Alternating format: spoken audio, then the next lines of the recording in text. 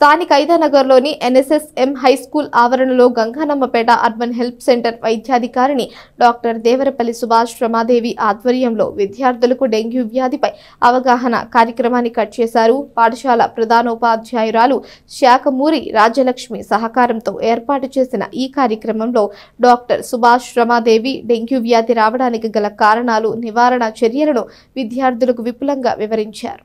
ఈ సందర్భంగా డాక్టర్ రమాదేవి మాట్లాడుతూ డెంగ్యూ వ్యాధి ఆర్బోవైరస్ వల్ల వస్తుందని, ఎడిస్ దోమ వలన కాటు వలన ఒకరి నుంచి మరొకరికి వ్యాపిస్తుందని అన్నారు. ఈ దోమలు వర్షపు నీటిలో, మంచినీటిలో పెరుగుతాయని, పగలే కొడతాయని అన్నారు. అధిక జ్వరం, కనుగుడ్లు, వెనుక నొప్పి, కండరాల నొప్పులు, ఒళ్ళు నొప్పులు, శరీరంపై దద్దుర్లు డెంగ్యూ జ్వరం యొక్క లక్షణాలని, డెంగ్యూ జ్వరాన్ని అశ్రద్ధ చేస్తే ముక్కు నుంచి రక్తం కారుట, తీవ్రమైన జ్వరం వంటి వాటిన బారిన పడాల్సి వస్తుందని అన్నారు. జ్వరం వచ్చిన వెంటనే సమీప ఆరోగ్య కేంద్రంలో గాని, ప్రభుత్వ వైద్యశాలలో గాని సంప్రదించి వ్యాధి నిర్ధారణ పరుచుకోవాలని సూచించారు. ప్రారంభ దశలో డెంగ్యూ వ్యాధి ప్రమాదం కాదని, అశ్రద్ధ చేస్తే ప్రమాదకరంగా మారుతుందని అన్నారు.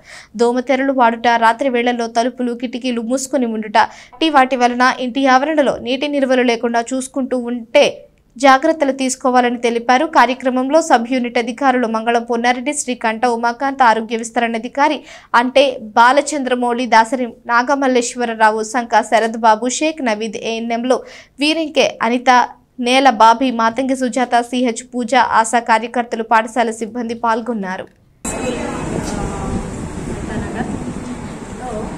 అవగాహన కార్యక్రమం జాతీయ డెంగ్యూ మాసోత్సవంలో భాగంగా ఈరోజు అవగాహన కార్యక్రమం అనేది ఇక్కడ నిర్వహించడం జరిగింది.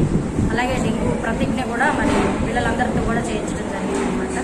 ముఖ్యంగా ఈ డెంగ్యూ ఫీవర్ మీద పిల్లలందరికీ కూడా మన అవగాహన కార్యక్రమం. ఈ డెంగ్యూ అనేది ఏ దోమ వలన వస్తుంది, అది పెరగకుండా ఎలా చూసుకోవాలి, పుట్టకుండా ఎలా చూసుకోవాలి, తర్వాత మరి డెంగ్యూ ఫీవర్ వచ్చిన తర్వాత మరి ఎక్కడికి వెళ్ళి ట్రీట్మెంట్ తీసుకోవాలి అనే వాటి మీద మరి అవగాహన కార్యక్రమం అనేది ఈ స్కూల్ పిల్లలందరికీ కూడా నిర్వహించడం అనమాట.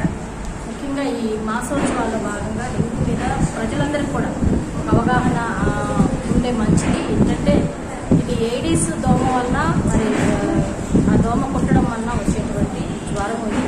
దీనిలో 3 రకాలు ఉంటాయి. డెంగ్యూ జ్వరం, డెంగ్యూ హిమరేజిక్ ఫీవర్, తర్వాత డెంగ్యూ షాక్ సిండ్రోమ్ అని.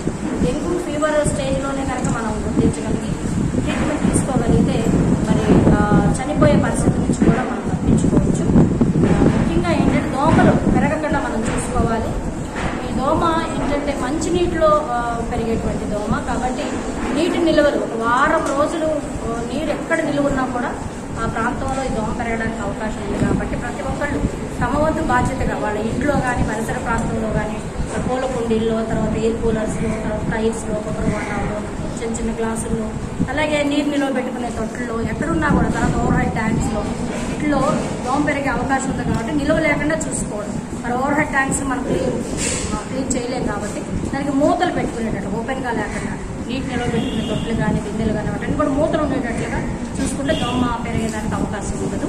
అలాగే పెరిగిన తర్వాత అది కుట్టకుండా మనం ఇంటికి మెష్ డోర్లు లేదంటే దోమతెరలు వాడటం, ఇలాంటి జాగ్రత్తలు కనుక మనం తీసుకున్నట్లయితే ఆ దోమ కుట్టకుండా మనం అరికట్టుకోవచ్చు.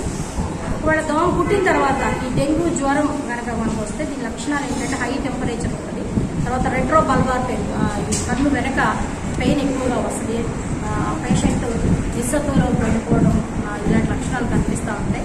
కాబట్టి వెంటనే మనకి తెనాల్లో 6 యూపీహెచ్సీలు ఉన్నాయి, ఒక డిస్ట్రిక్ట్ హాస్పిటల్ ఉంది. కాబట్టి ఎవరు కూడా మరి లక్షలు వేలకు మీరు ఖర్చు పెట్టుకోకుండా గవర్నమెంట్ హాస్పిటల్స్కి మీకు అందుబాటులో ఆశా వర్కర్స్, ఏఎన్ఎంస్, మా హెల్త్ స్టాఫ్ అందరూ ఉంటారు, మలేరియా డిపార్ట్మెంట్ ఉంటుంది. కాబట్టి మీరు వచ్చి జస్ట్ ఫీవర్ వచ్చిన వెంటనే కనుక వస్తే మేము టెస్టులు చేసి, టెస్టులు కూడా ఉచితంగా, డెంగ్యూ టెస్టులు, మిగతా బ్లడ్ టెస్టులు అన్నీ కూడా మరి గవర్నమెంట్ హాస్పిటల్స్ ఉచితంగా చేస్తారు. కాబట్టి ప్రాణాపాయ పరిస్థితికి వెళ్లకుండా ముందుగానే గుర్తించి సరైన